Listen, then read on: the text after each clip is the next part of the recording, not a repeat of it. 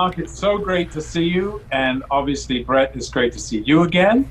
And I just fell in love with Mark the first time I met him. He was so joyful and charismatic and sincerely enthusiastic. And we just hit it off from the start. And then we created this friendship whereby he would present me at Boston Court, where he used to run a wonderful music program. And then I discovered all these things about extraordinary life, his musical life as a cantor, as an international tenor, his directing life in opera, his producing life, his educational programs. It's extraordinary, Mark, what you have done. And apart from everything else, you've worked at Silver Birches for decades. Yep. So you've got a musical life, you've got a business life, you've got an entrepreneurial life. What would you like to start with? Actually, no, we'll back up. Brett, how do you know Mark?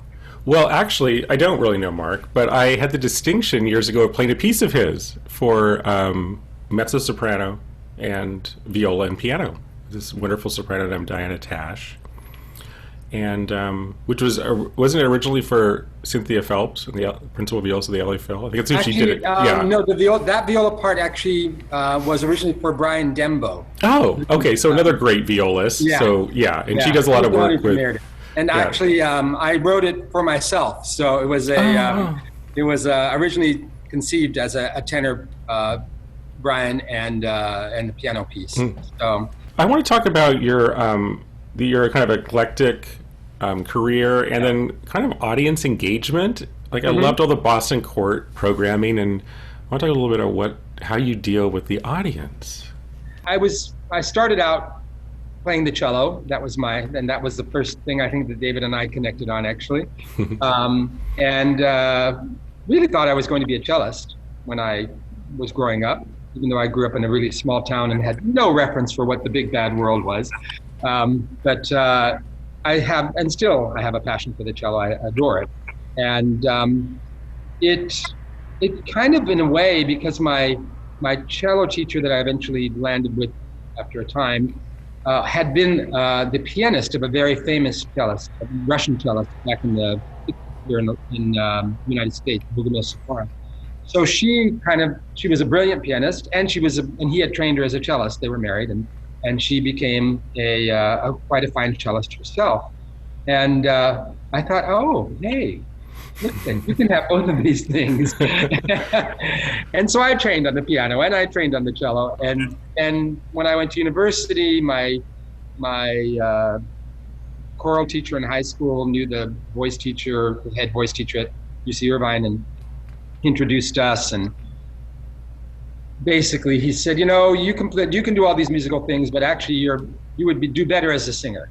And because of my personality, I think, more than anything else, and I seem to have a natural aptitude for stage, and so that got trained. I never let go of any of the other things. I just kind of took them with me because they supported, the other instruments, because they supported my feeling as a musician, who I felt, for myself as a musician, and to be able to express all of that. Little did I know that I really would use them all as much as I do, as I grew up. Let me interrupt for 1 second. So I get the feeling you're about to gloss over your operatic career. And before you do that, I was. I'm just wondering if there's some experience or something about doing opera and performing as much as you did all over the world that you wanted to share with people. Is there something great or funny or awful that happened that was enlightening? I think an operatic career is great and funny and awful all at the same time. Oh, yeah. I mean, I think the reason I concentrated on singing for as long as I did and as deeply to really make it my career for quite some time is because I felt and still feel, and this is part of the cantoral world as well, the human voice can touch people in a way nothing else can. There is just something about it, how it resonates out of us, in us, the emotions that it brings up, the inspiring quality that it can have. And I truly actually went into opera for that reason. I really wanted to be able to move people and to really elevate them, I guess. And it takes a very, as in any instrument, but it takes such a degree of discipline or for me it did anyway. I never considered myself born with a voice. I mean, I could carry a tune, but in order to achieve the quality and the consistency and the technical, expression that was necessary, took my life. I mean, it was very, very intense and very consuming. What type of opera did you sing? Or what I sang, actually, again, because I have these broad interests. I sang both standard repertory, Mozart, Puccini, early Verdi. I was not a hefty tenor at that point. Donizetti, all of the major pieces. Magic Flute, Don Giovanni. I actually sang Norma when I was 29. Wow. But it was a smaller scale production up in San Francisco, and I was always interested in that. But at the same time, I was absolutely just gung ho for new music. And so I maybe it's because I didn't know at the time that I was really going to be composing, but I had dabbled in it, and I really loved contemporary music and got to know composers, and they got to know me, and so they would write for my particular voice. And I had a freaky kind of extended range. I could go way up to high E flats above high C, and I could go way down to low E below, like a bass E. That's a composer's dream. It was a composer's dream. So I had all of these crazy things that I couldn't sing today. but at that time I could. I think one of the sidelines became that, wow, I can also be the creator, not the recreator. Mm-hmm. Yeah. Have you written an opera? No, I've never written an opera. Oh. No. Pardon me? You have improvised operas. I have improvised operas. Oh, yeah. Nice. That's the thing that just astonishes me. Yeah, it astonishes me too. Yeah, how does that work? How does it work? Yeah. Well, David and I did a piece that wasn't an opera, but it was a what would we call it, David? A collaborative scene. I have a feeling anything you two do could be called an opera. But go on. Well, actually, for David's last concert at Boston Court last year, David had been asking me about improvisation, and I probably foolishly said, well, do you want to learn how? I can teach you how to do improvisation. And I've done it my whole life. And I had co-founded an operatic improvisatory group. It was called Opera Works. That was, quite a while. That became a training center, actually, eventually, although I wasn't involved in that. But the performance ensemble was that. And so we spent several years together. It was a small ensemble. I think it was 8 of us, opera singers. And we trained how to improvise, and then we would do our concerts with a combination of scenes that were standard scenes but done in very, very unusual ways, and then we would improvise for or with an audience. It's not really for, you do it with. And so some of the techniques that make it interesting for an audience is to have them be involved by giving you objects, information, settings, keys. You can do whatever you want, really, as long as you know how to adapt it, if you've been trained. So it's true improvisatory. It's true improvisatory. So, unfortunately, there are a few pianists who have been trained in it as well. Mark Robeson being one of them, who is a wonderful, wonderful pianist, in town. And we've known each other since we were kids, like Diana. And so I asked Mark if he would play the program with David, and then we decided that we would do an improvisatory piece together. So David came to the house, and we actually had 2 sessions here at the house and a session at the theater, right? Right. Yes. Because it's not that you are planning anything, but they're kind of like protocols in order to be able to communicate. So that the main thing is you have to listen. You really have to listen really, really well to know, where someone is moving, and you have to feel, and all three players are equal, the pianist and in David's case, the cellist and the singer, all, no one has priority over the other. So it's kind of, you have to have three sets of ears going on at the same time.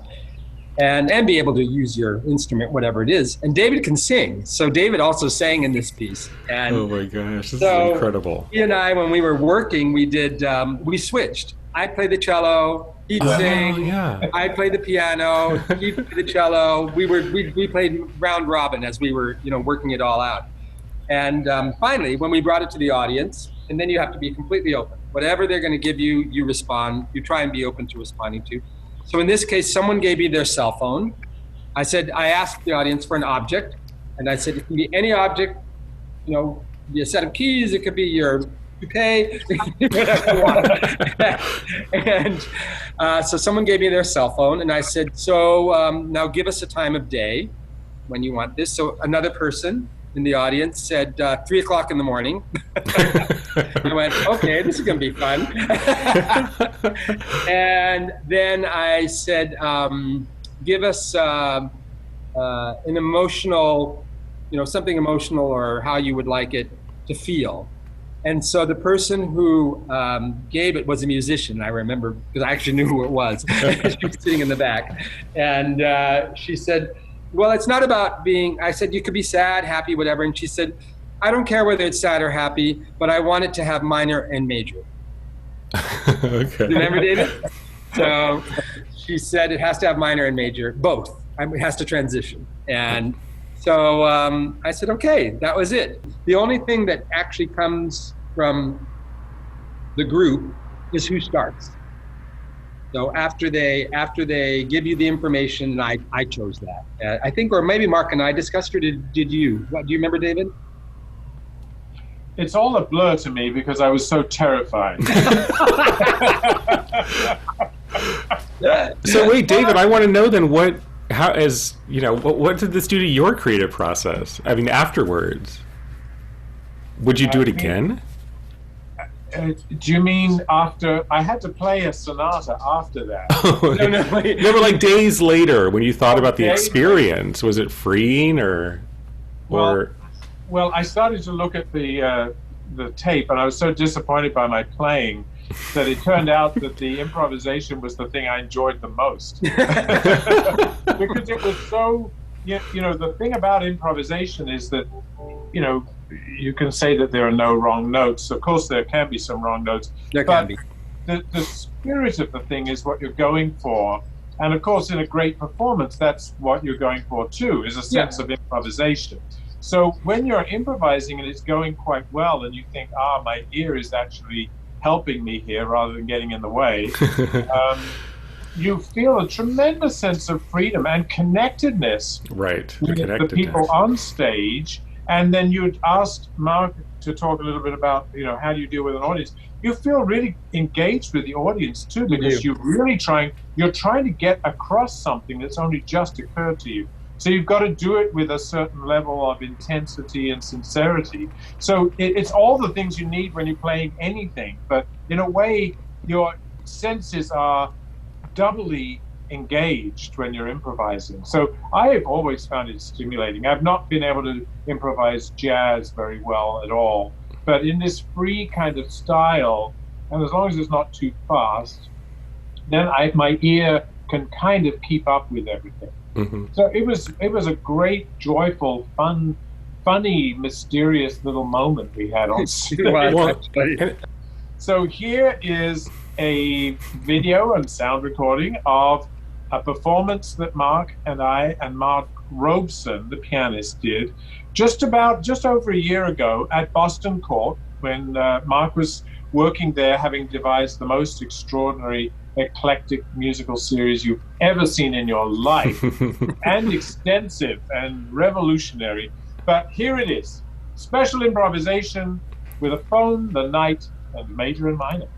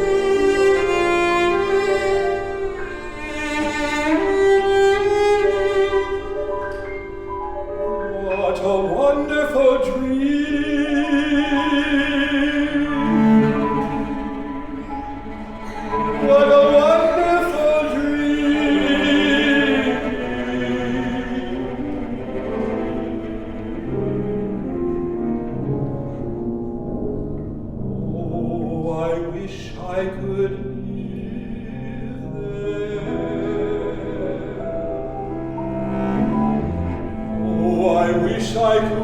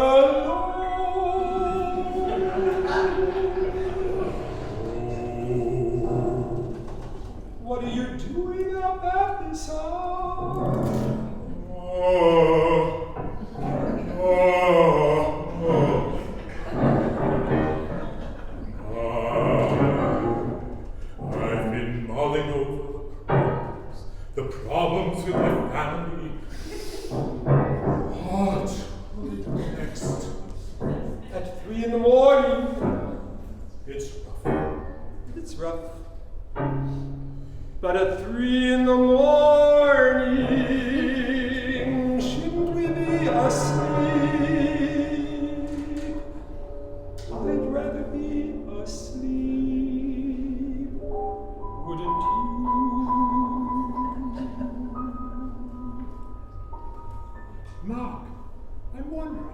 Yes. How are your hormones? I think they're hormonal. I wish it were possible to not have problems with hormones. Almost keep you warm, almost make you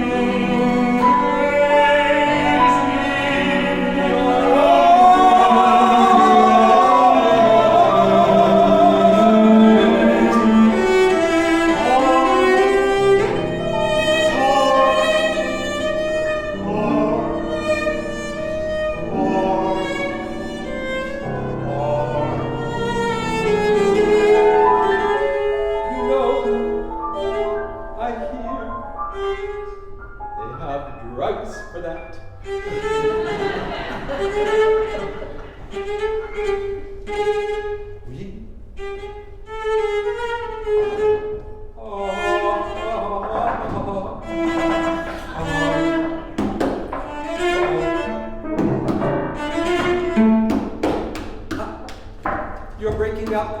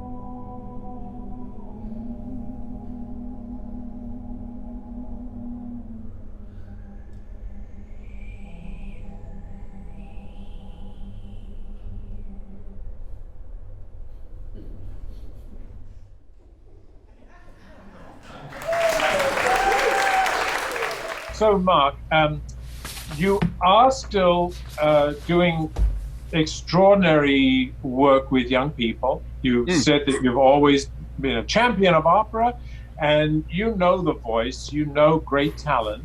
And one of the things that I would love to be a fly on the wall for is this project that you have. Not sure when it'll come to fruition, but this young opera singers project.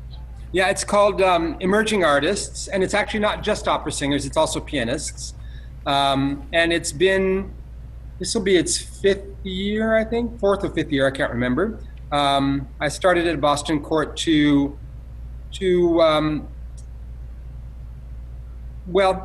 it's a training program, I guess you would call it, but it's not like a typical training program for singers or for pianists in that we're not, for instance, we're not really going for an operatic result with the singers, although most of them are opera singers that come into it, but we're actually, maybe it's because of my own experience, we're trying to expand their awareness of what is available to them in their singing world.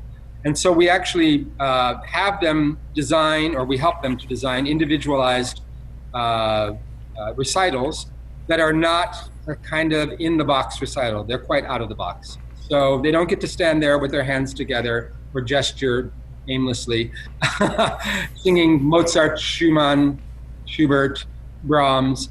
They actually have to spread their wings and come up with our guidance, because there's 4 mentors and myself, with a program that really highlights and allows them to really bring forth their individual traits as a singer, things that are quite individualistic to them.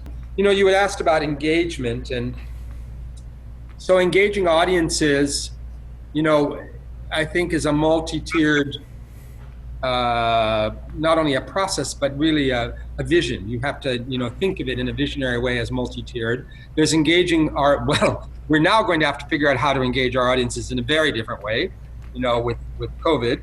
But even before then, you know, we're at Boston Court, and even at my synagogue where I ran a concert series before that for about 10 years, you know, it's how do you bring in those kinds of audiences? What attracts them? What do they want to hear? What do you want them to hear? Mm-hmm. But that's only one layer. You know, that's the concert going, you know, audience. There's also, you know, how do we cultivate audiences to become the concert going audiences? And so for me, that's going into the schools, you know, getting them at a young age, attracting them at a young age, making it interesting so that not only do they become the musicians of the future, hopefully, but also they become the supporters of the arts. And so I take my young artists and my younger artists, and I will bring them into the schools. We've done Blair here in Pasadena, and Marshall, and the Performing Arts School out in Duarte are the 3 primarily that we go to, and sometimes at Pasadena City College, and I, you know, engage them. But the idea of catching them, you know, and that they see their peers almost, because, you know, these young singers or musicians are not that much older than the high schoolers. They go, oh, that's me up there. You know, I could be that. And their questions, we make it very interactive, you know, so that they can ask questions, and they prepare, you know, a segment of whatever program they're doing at Boston Court, so that they have maybe 15, 20 minutes worth of music, but most of it is done in dialogue with the students.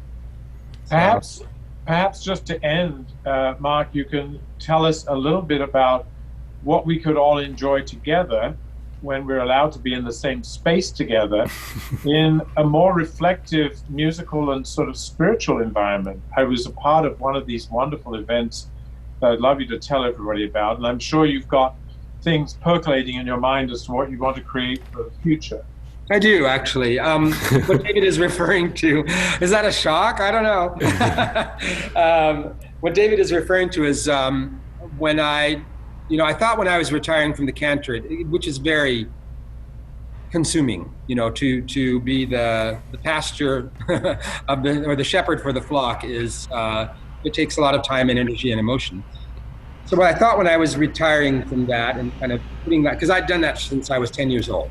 So it was time to kind of like, okay, there's enough years of that. But that would be the end of it. I kind of thought, oh, I'm done. That's okay. On to another chapter. And I was at Boston Court by that time, and I was kind of pouring all my energy in Boston Court. So, but I guess I couldn't leave that part of myself alone. And so maybe a year and a half, 2 years afterwards, I started something called Sanctuary for Humanity. And it goes back to my first theme of really wanting to help people, inspire people, take care of people. But I decided, having been in formal religion, organized religion for most of my life, that I wanted to try something that was not as rigid as that.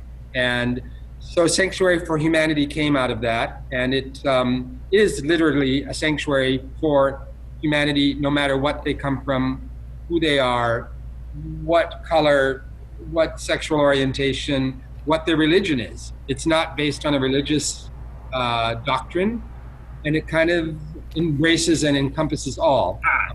And so, because I'm musical, and my core is musical, rather than basing it on any kind of biblical or religious text, it's really based on music.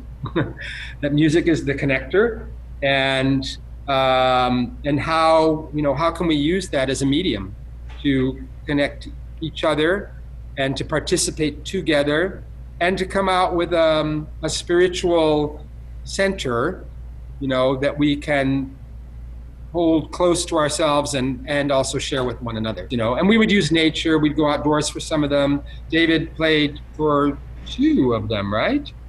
You played 2 or just... I did one of Court. You did the one at Boston Court. Okay, yeah. And my idea was, of course, also not to necessarily make a building, an edifice, the way that people could find this, but we would come to people. And so the idea was to plan them to go, at least for now, different parts of Los Angeles, and finding open spaces, kind of malleable spaces. The last one we did actually was at Pasadena City College, but we used the garden right outside Westerbrook Hall as well, and did part of it there. And I actually have done 2 in Italy when I've been there. So I took the same concept there and used musicians and people there to do it in spaces there. So it can be a digital space. It has to be conceived in a different way, because the way I was conceiving it, and I think this has to do with performance as well, any performance that we're talking about, there is a kind of visceral quality that comes from being in the same room at the same time. Yeah, of course. Or even in being in a stadium, for that matter. You've got all of that human energy and blood flowing, and you've got a very visceral kind of energy that goes on. And that is really, in many ways, what creates the experience of receiving, the music or whatever it is that we're at. I think that, the real challenge is, can we create communal experience without being with each other? And so, physically in space, we all listen to recordings, we all watch videos, we all are accustomed to an electronic form of participation, or at least of taking in an experience. It doesn't have the same, it doesn't do the same thing. I'm pondering how first of all, do we still need to do that? And I think my answer is yes. Oh, yeah. I think that we lose a great part of our human experience and our ability to relate to other human beings without that visceral part, the in-person part. Does it mean that we just stop? No. I don't think we can just stop not have any experiences. I think we have to have something. So, do we think this virus is forever? I don't think so. I think there will be at some time in some year a way that it is dealt with, as the Black Plague was dealt with, as you know, as the Spanish influenza was dealt with. I mean, it took a long time, but you know, certainly didn't keep people from going on. And if anything, you know, I think this time, as we are discovering in isolation, you know, great creativity can come out of it. So it's you know, what do we want as we come out of it, and what do we do while we're in it? Well, Mark, you've given us a lot to think about, and it's just wonderful that you shared so much of your life and your inspiration and possibilities for the future. And I just want to thank you for spending this afternoon with us. It's just been illuminating and exciting as well. Yes, thank you so for much. indulging me.